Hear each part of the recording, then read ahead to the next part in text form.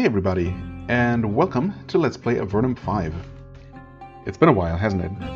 And it certainly doesn't feel like it, but according to YouTube, and obviously that has to be true, it's been like a year and a half since I finished Avernum 4, which is crazy to me, but okay, sure.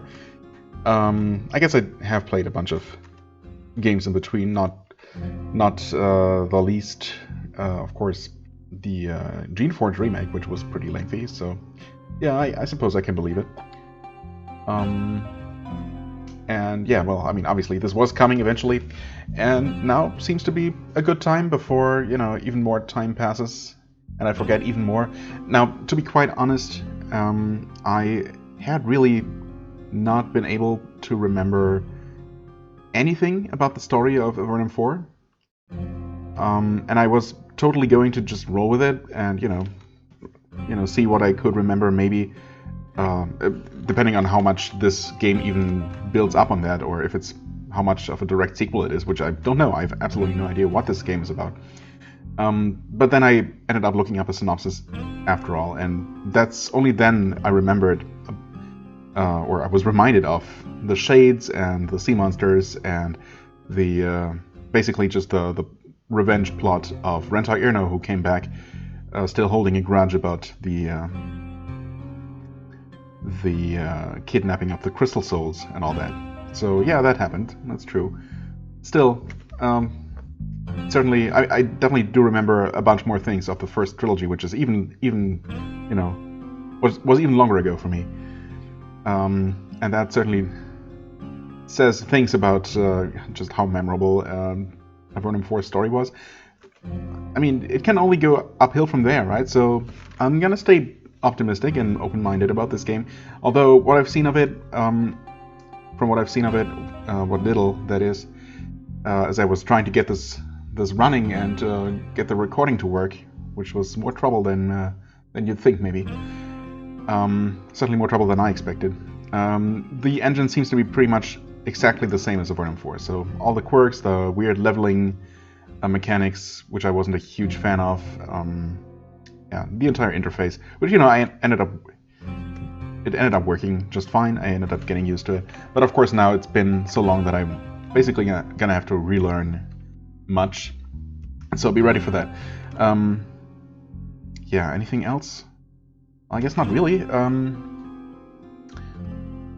We'll just jump into the game, I suppose. I've already created a party, and I think I'm gonna start a new game anyway because of you know, the introductory scenes and such, which I have skipped before. So I still don't know what the story is gonna be all about, what the setup is gonna be for this game. If we're gonna finally return to the surface, which I kind of hope, because that was by far the most interesting episode, even though, you know, the game series is called Avernum, and Avernum is the subterranean world, so of course it makes more sense for most of the series to take place underground, but yeah, anyway, it was definitely a nice change of pace and scenery to return to the surface, so maybe we'll have some more of that, or maybe it's going to be in Avernum 6.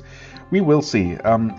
So yeah, I'll just go through that and then reload my save file that I made just after spawning into the world, basically, so I can skip character creation. Or I guess technically, now that I know what I want to make, I could do that on camera. No, that's okay. I'm just gonna skip that. Now, the Empire. That is what it is called. There is no need for any other name. Also, I mean, I guess I had seen this flashing by, but I wasn't really paying attention or thinking about the implications. But this is clearly the overworld, of course. Unless it's an extremely bright and green area of Avernum, but yeah, no, definitely the overworld, the surface. So, well, we'll see.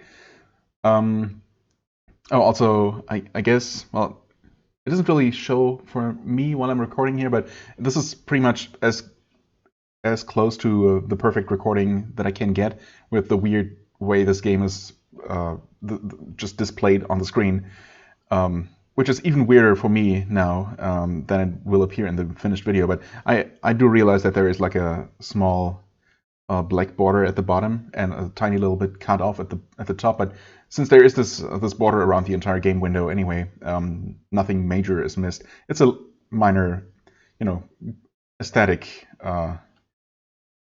flaw, but you know, I could probably somehow fix that. But I'm pretty happy with as close as I got this already, which was finicky enough. So yeah, recording this game is not being made easy. Even playing it is kind of, I don't know, kind of awkward. But, you know, anyway, I'm going to try to not dwell on these technical issues. Anyway, the surface world, there's no need for any other name. After all, it controls the entire surface world. Its power is unquestioned, unbroken, eternal. Well, and the Empire is in a time of great prosperity and peace, under the guidance of Empress Prozac. Okay, so still the same Empress that I remember. So it's not that much longer, not that much time could have passed between all the previous games and this one. For what that's worth. In the decades of her rule, the crueler excesses of her predecessors have been left in the past. Well, I mean, decades of her rule? I think she was, like, just... I mean, we did kill the previous emperor in the first trilogy, right? And I think that's when Prozac took over, so I suppose since then, decades have passed. So some time has passed in the game, well, for what it's worth, we'll see.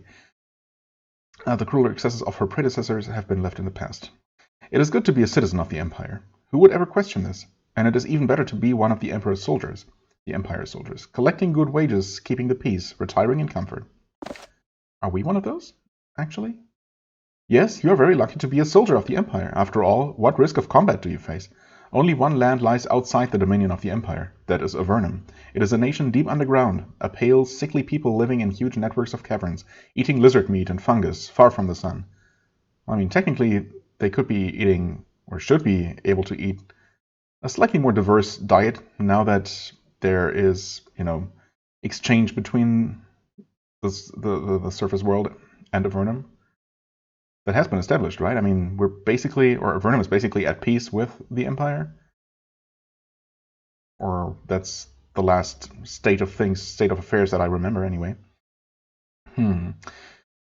Anyway, but no need to think of that unpleasant place. Better to reap the fruits of peace and trade and to enjoy the freedoms and reforms Empress Prozac brought to your nation. But it didn't last. Of course, it never does. The rumors come in swarms. Someone tried to kill the Empress. She was gravely wounded. She's weak. She has recovered. She's at death's door. Someone tried to stab her. Someone tried to curse her. A dragon sat on her castle. Maybe all those things. You are a grunt, fresh meat, of far too low a rank to merit actual information. All you can eventually piece together is that there is a rebel named Dorikas, which is a name that seems familiar, but that did not come up in any of the brief synopses, not synopses, synopses that I read to remind myself of the plot. There was mention of an organization called the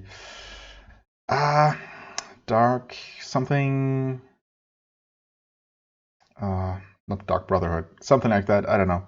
The Dark Side Loyalists, yeah, like a rebel organization within the Empire that was, I guess, opposed to Prozac. So maybe he was one of the people involved with those. I guess that seems plausible. He tried to kill the Empress for some reason, and he escaped. He escaped to Avernum. He has lost himself in the underworld, and suddenly your complacent army becomes involved in that shadowy realm. After rapid diplomacy with the Avernite Crown, small groups of Empire soldiers are teleported down to the underworld. Orders come from on high, sending this captain or that platoon down into the darkness, including our party, I suppose. And then you are selected. You aren't sure why, but you have your guess. Avernum was once the Empire's prison colony. Misfits, malcontents, petty criminals, they were exiled to the dark depths. The tales you hear of that grim place chill the soul. One of your superiors probably didn't like you. Some stuffed shirt heard of your discontent, your mischief, your ambition. You may have disturbed the enforced tranquility of the Empire one too many times. And then your orders come. It is a short journey to Black Crag Fortress at the northern end of the continent of Valorim. There you are given an inadequate amount of training and an insufficient quantity of supplies, of course. You are told that you will be sent to an Empire outpost in Avernum, there to receive your orders and take part in the hunt for the villain Dorikas. Then they take you to the portal, one of the massive magical bridges between the Empire and Avernum. They give you one last look at the sun, and they throw you in. Well, Well, very much like old times. Okay, that loading screen tip that appeared there just now told me that I can apparently play the entire game with the keyboard? Not sure if that's true. I mean, I guess it's true. I want to say that I tried that with probably the previous game and some others, and it didn't really work out that way. Anyway, I'm probably not going to do that. I already set up my custom hotkeys, auto hotkey script to allow me to scroll with WASD, rebind some keys that were used by that cluster, and otherwise move my party with the mouse. And that should be okay. It's going to be a little bit awkward because there's no way to disable scrolling by moving the mouse to the edge of the screen. I wish there was, but oh well. So that's going to be a constant annoyance, along with other things like, you know, as I already mentioned, the character, like the level up system is, you know, kind of not amazing. There is the very limited number of hotkeys, of quick slots for spells, and you know, those kinds of things. Weight limitations and inventory. Oh well, it's fine. Welcome to Avernum 5. You're at the beginning of an epic adventure in a strange and alien land. Well, not that alien anymore after 4 games. You will explore the deepest, most remote regions of the underworld, experiencing danger, adventure, and betrayal along the way. Before you begin this journey, however, you need to learn the basics of the game. You have just arrived in the portal chamber of Black Chasm Outpost. Black Chasm. Does not ring a bell. But if it's an Empire outpost, it's probably been established somewhat recently. You need to equip yourself and make your way to the upper level of the fort. To begin, try moving around. Click on the floor near you and you'll begin to walk to that space. Move around the room a little. When you're ready, someone is waiting to greet you at the bottom of the stairs. Okay, bottom of the stairs. Wait, my script is somehow not running. Why is that? Oh, wait, it is running? Just did not... Oh, right, also, I guess I want to reload my game anyway, and we'll see if the preferences are loaded with that. So we'll just load that.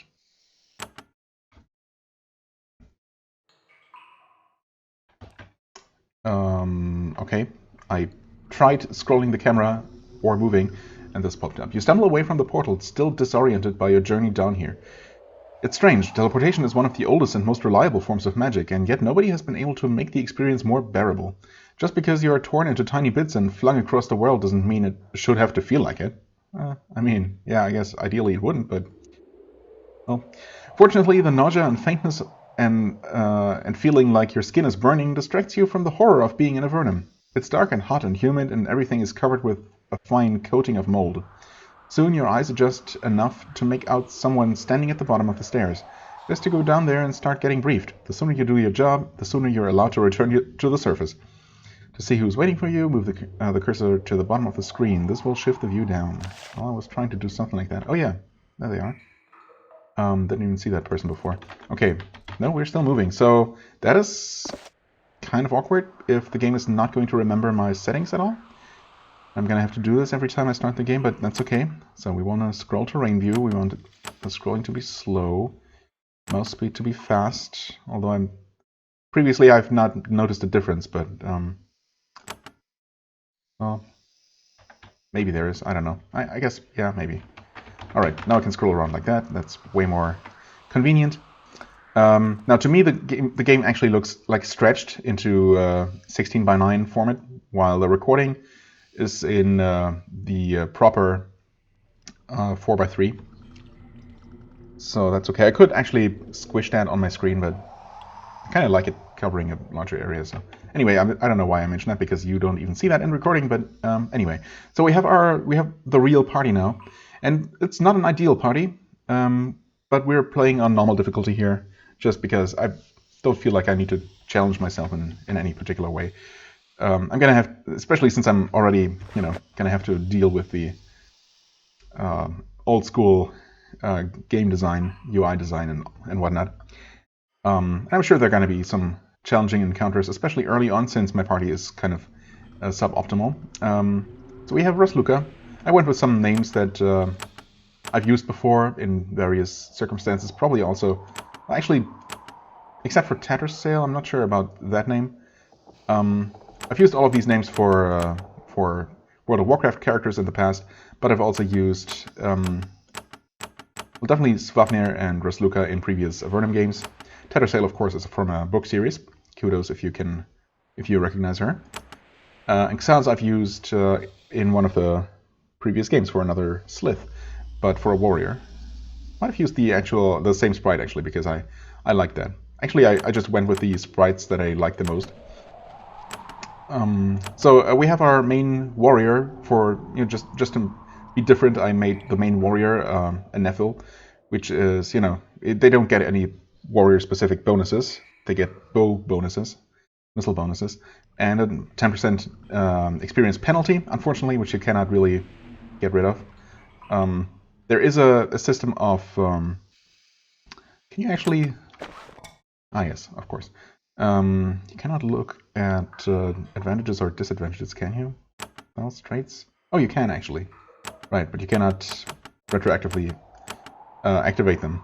So yeah, I mean, there are disadvantages that give you an experience bonus, so technically you could use those, or one of those, to offset the built-in race experience penalty, but these are so bad, like all of these. Even weak-minded, which only gives you an 8% bonus, seems kind of bad.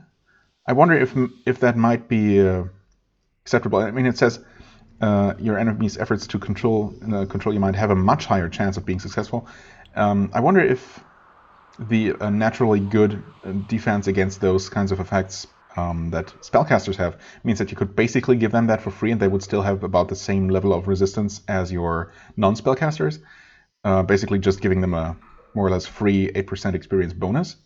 And I was definitely considering that for my Slith Priest, because he gets a native 20% negative to experience just for being a Slith, which, I find that's pretty racist, but it's what it is, and I definitely want to use a Nephil and a Slith in my party just for the variety. So I'll just have to accept that, unfortunately. Anyway, so we have our Slith Warrior, who's going to be just, sword and board kind of guy, or girl, I guess, in this case. Can I? Ah, okay. Click OK to go back to the statistics. Sure. So I went with strength, some dexterity, endurance, melee weapons, and I would have made her the archetype of Berserker, but that actually had like both melee weapons and pole weapons, and some extra missiles as well, and all kinds of things that I wasn't really interested in. So I made a custom class for her. So yeah, melee weapons, because I'm planning to just use sword and shield, basically. A bunch of points into quick action. Some hardiness, some defense. Yeah, pretty straightforward. And gymnastics is something that you get for some combination or other of other skills, like all these special skills.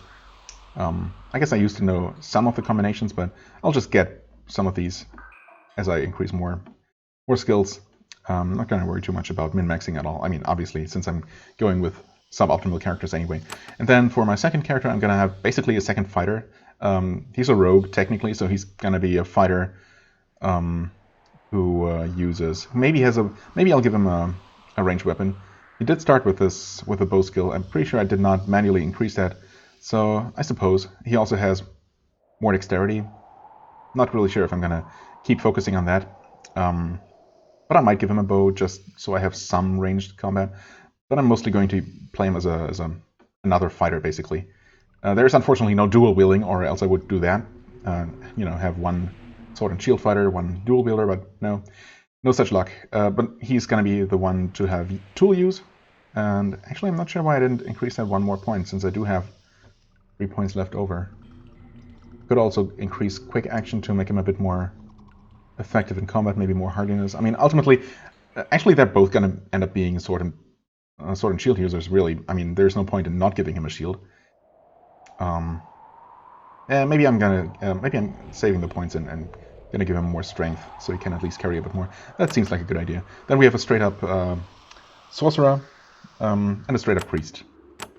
Yeah, and other than the priest being a suboptimal race, because no bonuses to spellcasting in any kind of any kind, and just a 20% experience penalty. But I still like the idea of a Slith priest. It seems appropriate, and I really like this graphic too. So yeah, and I went with just sorcerer and priest rather than some of the more unique classes like hedge mage, I think, is one option, and shaman. But they come with a weird mix of magic and martial skills that I'm not really planning to use. So I made them very much straightforward spellcasters. Yeah, priest spells and mage spells respectively. She has most of the arcane lore, and actually only one level of spellcraft. Well, okay, I guess we have. Oh, right, spellcraft is just for you. Yeah, we want arcane lore for unlocking spells and the like, but that's across the party, so that's okay. And he has a lot of first aid, of course. I guess he also has like a point because he came with it. Yeah, okay. I mean, that's basically the overview of the party. There's Lucas, Swafnir, Tattersail, and Xaz. And yeah, that's that. Let's see, I can scroll around. I can... on battle skills like this, I had to rebind this.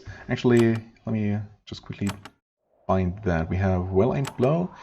Seeks out a vulnerable point on your foe. Your next attack is this round physical or magical. Oh, wait. That's new, right? I don't remember that applying to magical attacks at all. That's interesting. Oh yeah, and there's one thing that I looked at these just very briefly. Because I didn't even remember battle disciplines being a thing in the previous game. Maybe these are new, but I want to say that all kinds of physical attackers played were very basic because I did not have any kind of special skills. But I might just be misremembering. I certainly did not read the descriptions in any detail. Yeah, okay. So these all work for physical and magical attacks. I suppose it says physical, not specifically melee, so maybe these actually also work for ranged weapons now. That would make a ranger, an archer, more viable, but I decided to not do one this time around. Maybe this is the game where archers actually start being viable. They still don't have their own set of special abilities or skills to invest in, other than the basic missile weapon skill. But if these work with ranged weapons, well, okay, sure. We'll see. Maybe I'll decide to develop Swafnir into more of a ranged fighter. We will see. Anyway, what's the thing? Oh, yeah, right. Okay, so battle skill 6, right? And this one requires 8 and 9 and so on, up to 20. Okay, we cannot switch like that. But, and he only has 5, so he has not unlocked the second ability yet. And these guys don't have enough battle disciplines. So there it says battle disciplines, and we have, and it's not quite obvious to me. It might actually be in the in-game help. I didn't even think about that. Battle disciplines. Oh, there it says so. Skilled warriors can learn battle disciplines. These are special abilities that can be used in combat to protect you or damage your enemies. The number of disciplines you can use is determined by your battle skill. This skill is the sum of your melee and pole weapon skills and half your bows and thrown missiles. Okay. I thought there had to be something weird going on because I only looked at the skills, and well, her melee skill and, well, obviously her melee skill and all her combat skills add up to more than 6. So, yeah, it's half of her bows and thrown missiles. Right. Okay. And quick action is not counted, so it's just the weapon skills. I was wondering if it was maybe only the melee skills added up, and then half of quick action, because that's also in the combat category. And for him, it's 3 plus 2, half of the bow skill. Yeah, okay. Well then, it is actually in the manual. So, it turns out it's worth reading that occasionally. Let's see here. This does not highlight interactable objects or anything. It does put names on top of characters, even ones that are currently not visible. That's interesting to know. So I don't know if there are going to be hidden switches on walls in this engine at all. That's a pack. That's what I found. I guess we want to put those on the quick bar, so we're just going to do it like that. Right. I thought I clicked on those before. Oh, that's actually, I might have saved after that popped up. that's like the one thing that I did. I just moved around and clicked on that more or less on accident, and I thought I remembered like a tutorial popping up and telling me to put potions on the hotbar to use them. Okay, raw crystal, I'll take that. Oh, that's also worth something. How much does it weigh? Nothing? Wait, carrying 14 pounds? That does not seem to affect my carried weight at all. They have a value but no weight. Huh, maybe there are some improvements to the engine, because I certainly remember having to, you know, very carefully... Yeah, okay. Like, think about what to pick up, what I can afford to pick up, how much I can carry with me. Hello, Captain Newsome. Didn't even click on you to talk to you. I guess you talk to me. Okay. I mean, maybe I'm just not remembering very well how exactly the previous game worked, but it seems like there might be some subtle differences that I wasn't expecting and that I didn't immediately pick up. So that's nice, if so. Someone is waiting for you at the bottom of these stairs. It's hard to make out who it is through the darkness and the mist. Everything is so dark and hot and damp and slimy, it's hard to concentrate. We'll get used to it. Finally, you get close enough to focus on him. He's smiling, clearly enjoying your discomfort. Thoroughly acclimated to the Avernite environment, he looks as calm and comfortable as if he were standing in a park on the surface.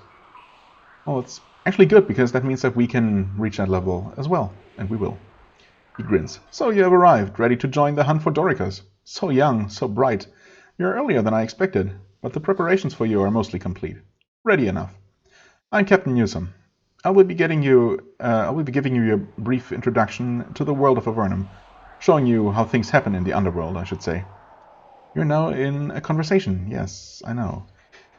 Why is it so hot down here? You're giving me an introduction. What should I do? Well, I mean, really we should just get straight to business, but as usual, we'll probably explore almost every single option in every conversation, just in case there's something interesting.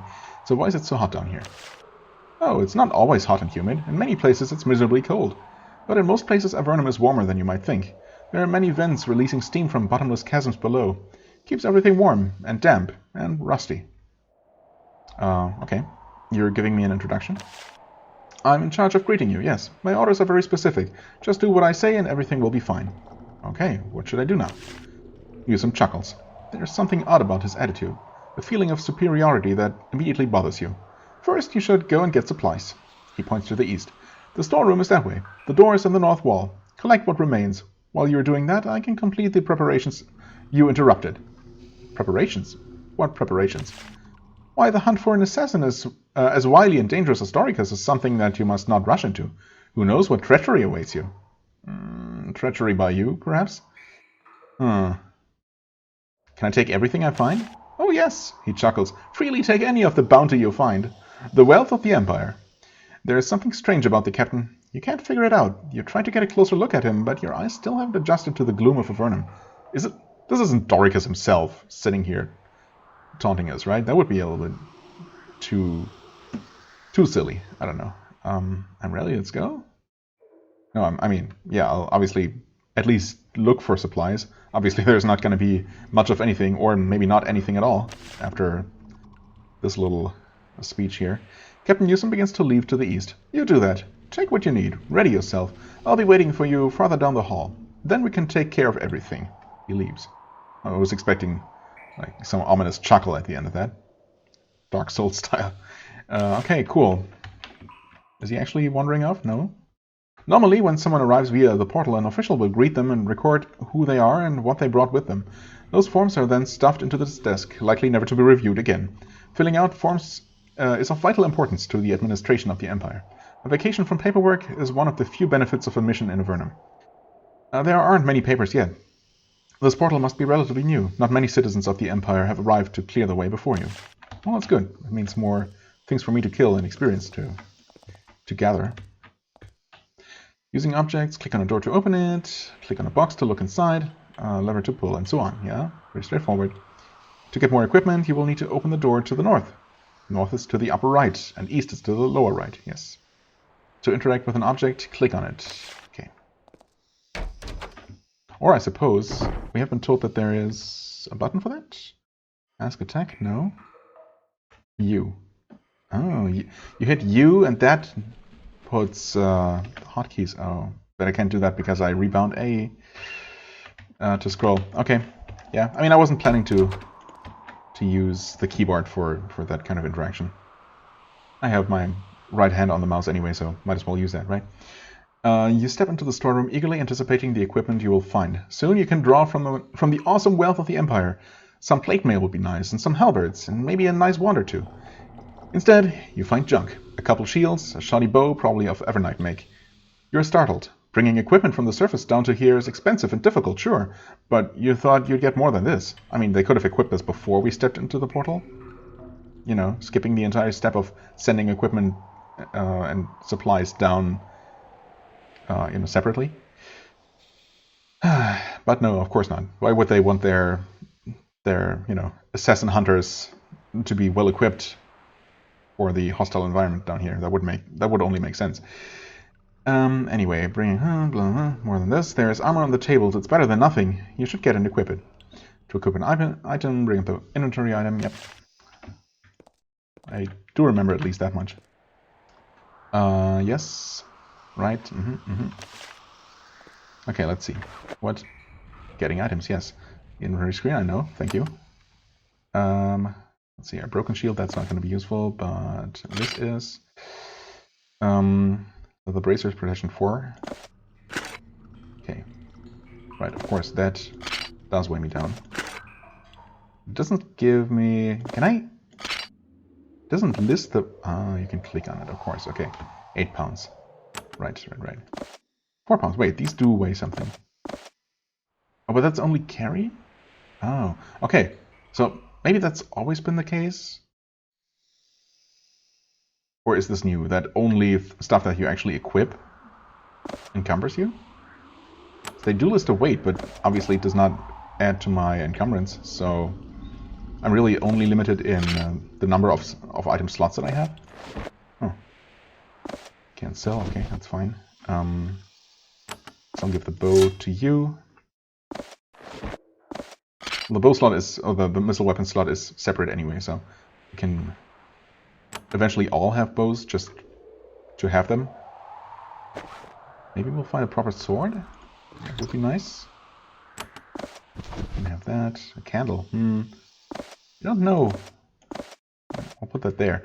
I don't know yet if there are going to be dark areas.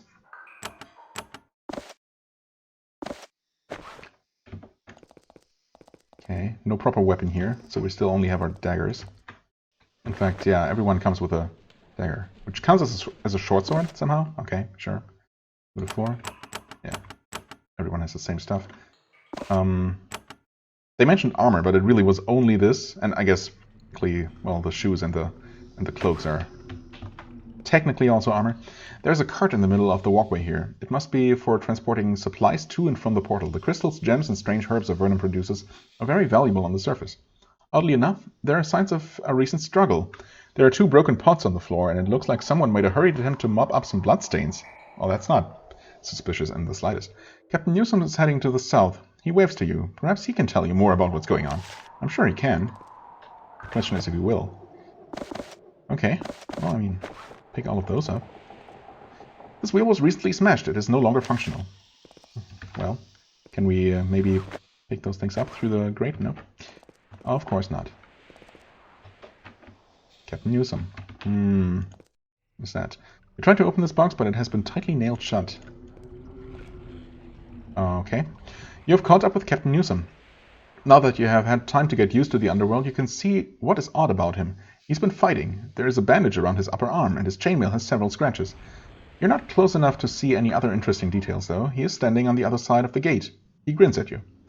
You are ready, I see. My preparations are complete as well. Best not to put off the inevitable any longer. You must not be used to Avernum yet. You would... What? Oh, you must not be used to Avernum yet. You would swear that you hear a soft rattling sound coming from all around you. Let me guess, inside those sealed boxes? What the hell? Have you just been in a fight? Yes. Okay. With whom?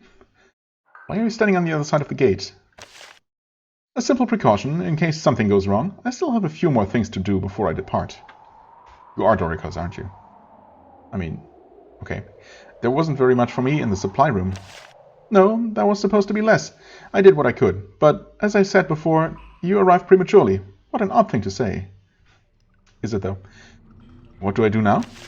Well, unless I miss my guess, your next job is to die. But don't be sad. If it is any consolation, many of your fellow soldiers in Avernum now are about to take the same long, lonely journey. Nope, it's not your imagination. There is definitely a rattling sound coming from all around you. What? You did not think that the mighty Dorikas would allow you lickspittles of the Empress to chase him freely, did you? So like the Empire in its weak, pitiful state, to be so complacent. No, many soldiers more effective than you will die this day. It is fortunate that you arrived in time. Saves us Darkside loyalists the trouble of hunting you down later. Okay, so I guess maybe he's not Dorikas himself, just a loyalist. And I was correct to make a connection between those. Well, I mean, again, I know that I've read the name Dorikas before, and obviously I knew who that was while I was playing the game, the previous game, a year and a half ago. But yeah, definitely don't remember anything about him anymore at this point. You say the Empire is weak? It is. Empress Prazak has squandered our power, tolerating the existence of non-humans, like 50% of our party, allowing Avernum to remain free, accepting without return any number of insults.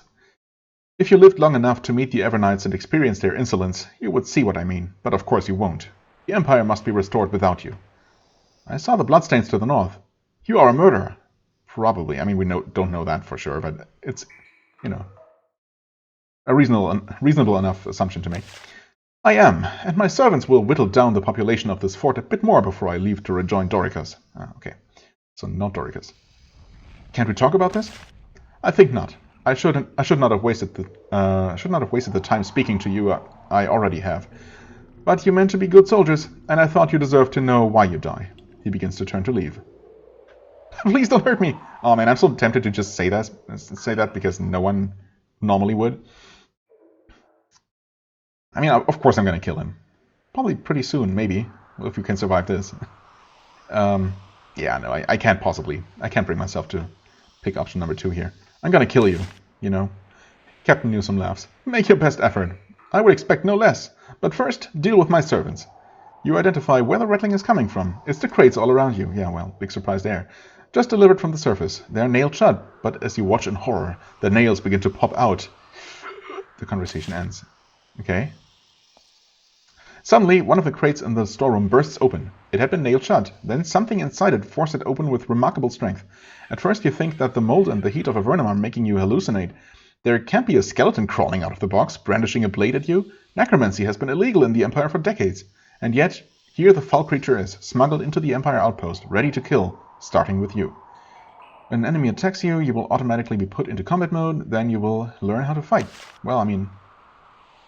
Or I could actually hit the F key to initiate combat myself. How to fight. I know. Click on a foe to attack it. You're now in battle. Life in the Empire for the last few decades has been peaceful. Real combat is not something you have experienced. Fortunately, your training was good. I thought it was insufficient or something. Inadequate. Well, we'll get enough training, that's for sure. When a creature attacks you, you will enter combat mode automatically. Each of your characters will get a turn, which can be spent moving around, attacking, casting a spell, and so on. When you have done enough, the next character takes a turn. Right now, you should have a melee weapon ready. Your characters automatically start with the dagger ready. Yes. I mean, it's all extremely basic, of course. Captain Newsom settles in to watch the carnage through the bars, but then he hears something down the hall. He sighs. This is too soon. I hoped for a few more easy kills before I was discovered. Don't worry, if you live, I'll be back for you soon enough. Runs off into the shadows. Well, okay, so we have one set of boxed bones, I guess. We don't get any kind of grid displayed. I think that's not something you can... Oh, also I never actually turned on the volume. Uh-oh. That's the one thing I forgot to do in my short test recording. But there's no music or anything. I hope the sound effects are not going to be that bad. I guess I'm going to set them to quiet for the time being. Difficulty normal, resolution... Well, I mean, that's something That's not gonna get saved, I know, and it doesn't make a difference either way. Background sounds on, sure, whatever. Yeah. Okay, so no combat grid. So yeah, counting up exactly how many steps you can take is gonna be a bit awkward. So we start with 8 AP, that's normal. You can obviously walk up to that enemy and attack for 10, okay. Or blocked. You can of course also just walk over right away. Boxbones missed with a 26% hit chance, okay. I mean, we can go ahead and use physical attacks here. In fact, I completely forgot to put spells on the hotbars for my casters. Whoops. Minor heal, yeah, I probably want that in the first position. Curing as well, Repel Spirit. I mean, it's my one offensive spell, and actually that's an anti-undead spell. So, let's go War Blessing, Protection. I don't know, maybe I want some offensive spell on the hotbar. We'll see. Okay, we get 2 more. It's 10 damage for you. We can go intercept that one.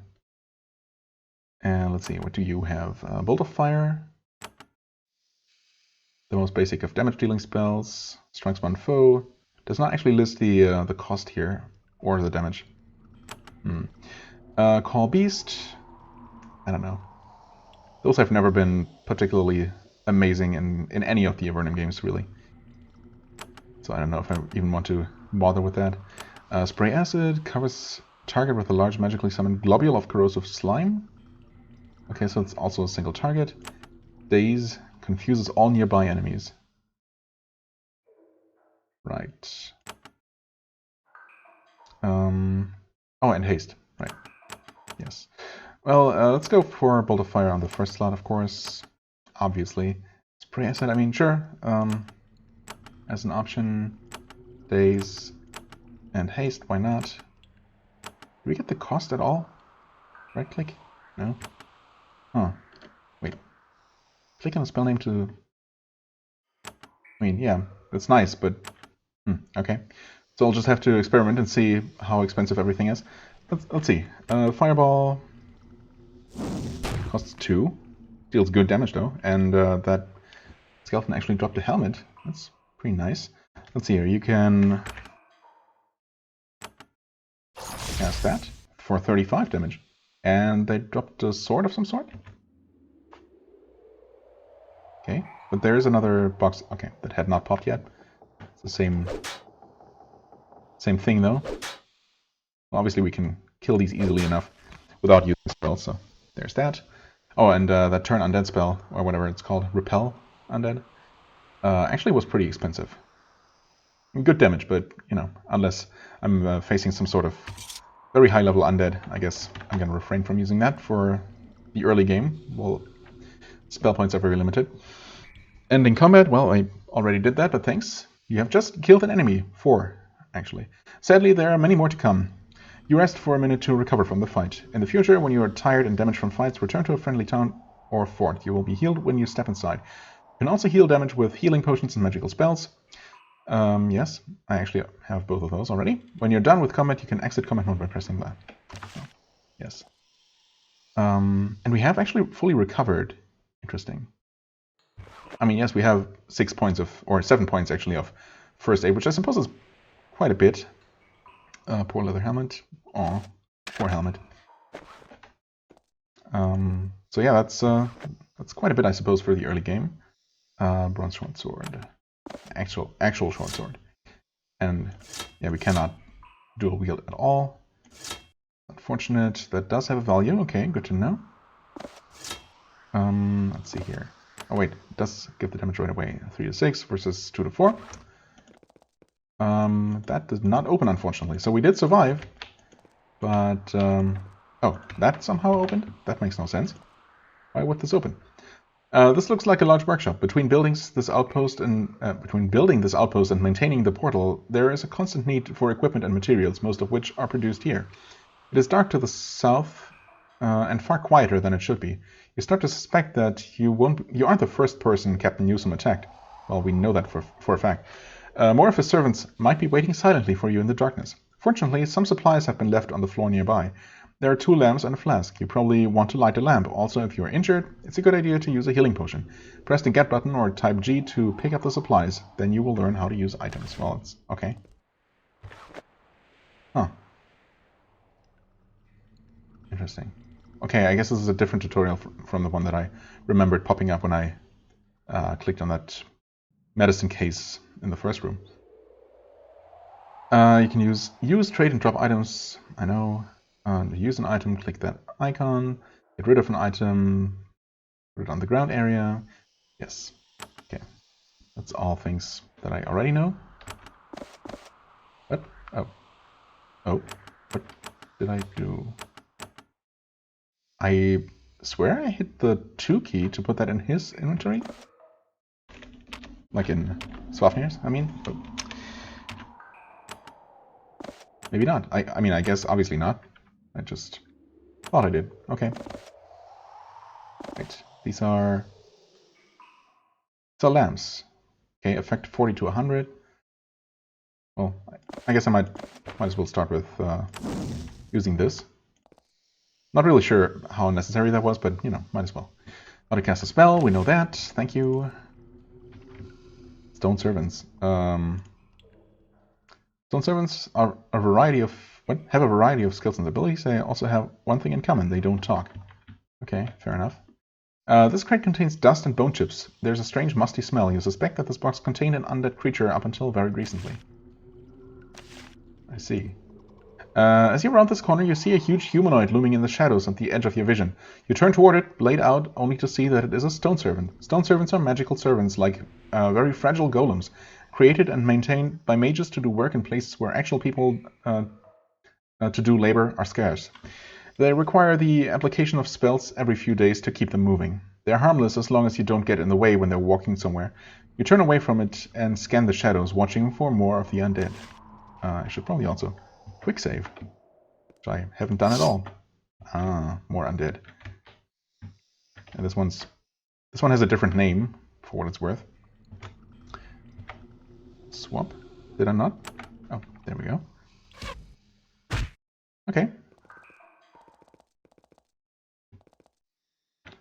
Several skeletons. You're still friendly, that's okay. Obviously okay. Nice.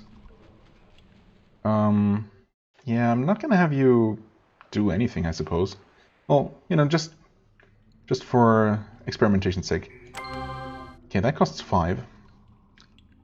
Good to know. And that seems to increase our damage quite a bit. I mean, I don't know, maybe I will have you play as an archer. Seems pretty effective for the time being. Okay. That damage was also boosted, huh? So, yeah. I don't know, I feel like that's new, that all these effects and special abilities affect both physical and magical attacks, but I like it. Can you reach that one? Can you actually have... Huh? Battle discipline? Oh, okay, I already prepared that. That was an unexpected visual effect there. Can you shoot from there? No. Okay, that worked. Oh, hi there. Did certainly not see you coming. Fireball to the face. Mm-hmm. Nice. No more enemies visible for the time being. What's the timer say? Okay. I think I can still explore a little bit more of this. Saving your game, yep, thanks. I know all about that. Nothing important in there. Although, actually I don't know if food is going to be useful at all. This crate contains dust and bone chips, yep, okay. Okay, we get some gloves.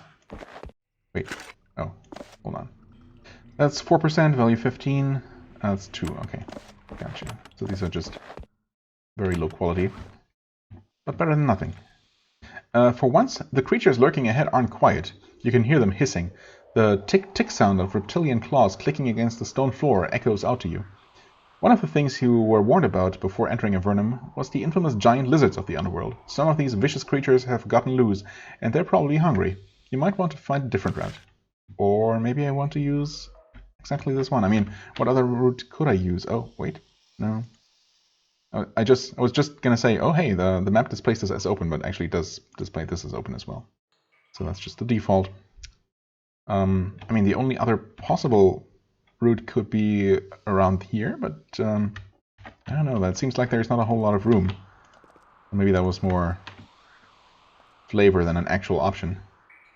Someone left a flask on this table. The label says energy restoration. Normally when you cast spells, your magical energy doesn't return until you get back to a friendly town.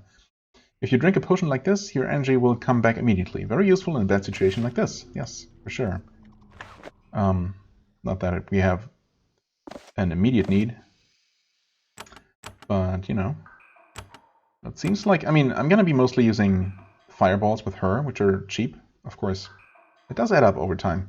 While the buffing spells are pretty expensive, so maybe I'm gonna prioritize him with energy potions for the time being. Let's see, this entire northeastern corner seems to be just closed off. Sure enough, there is a body here, killed in a crude and sloppy way. Not a professional's work, probably more of those mindless skeletons. Okay, we get a belt, which we haven't equipped yet. More boots.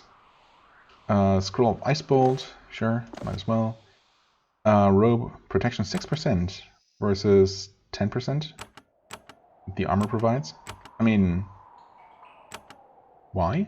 I mean, yeah, technically there is some sort of limitation of how much armor weight you can carry and still cast spells. But I don't actually know how much that is. Again, that might actually be in the handbook here. Battle, damage default attack.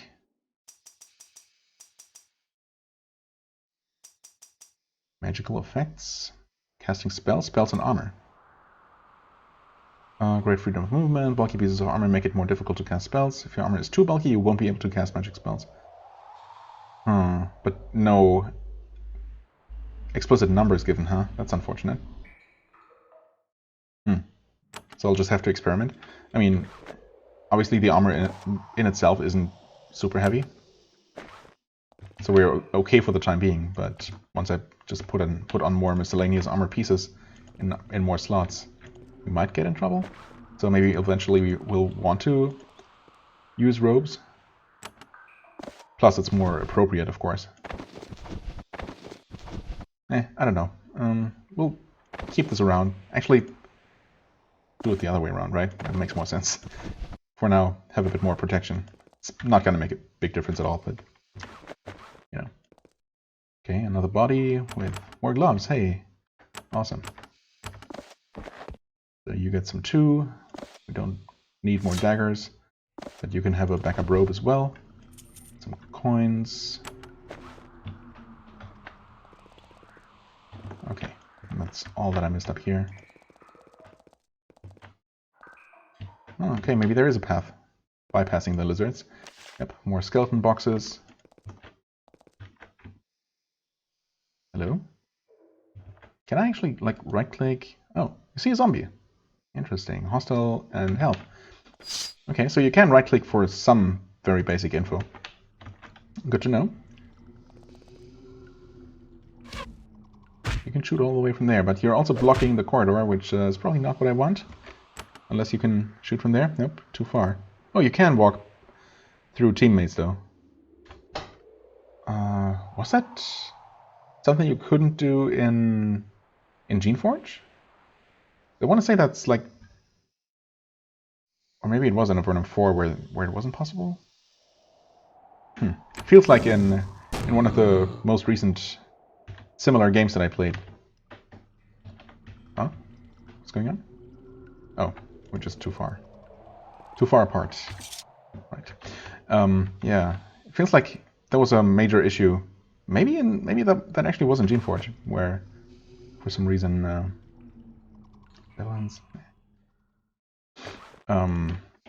you couldn't just walk through teammates, which made positioning a little bit awkward. Battle disciplines, yep. Warriors can take advantage of battle disciplines. Right, I have not really been doing that much, or at all. Press the battle disciplines button to see the disciplines available. Yep. Gotcha. Okay, well, I suppose we did bypass this area, which I'm, of course, immediately going to double back and walk into to deal with those lizards after all. But maybe it's about time to call it an episode here. We'll actually give you that, put that there in that slot, just for the sake of, having the same slots used for the same things to reduce confusion. Everyone's going to have plenty of healing potions with how stingy I typically am about using them, so I'm not going to worry too much about that. It's been very easy so far anyway. I mean, it is only normal difficulty, so to be expected. Yeah, I mean, I guess I'll have to take a break somewhere, so I might as well do that here. We'll finish off this first tutorial dungeon and maybe end up capturing the traitor. What's his face? Actually, what was his name? I forget. It's not important. He's gonna be dead soon enough.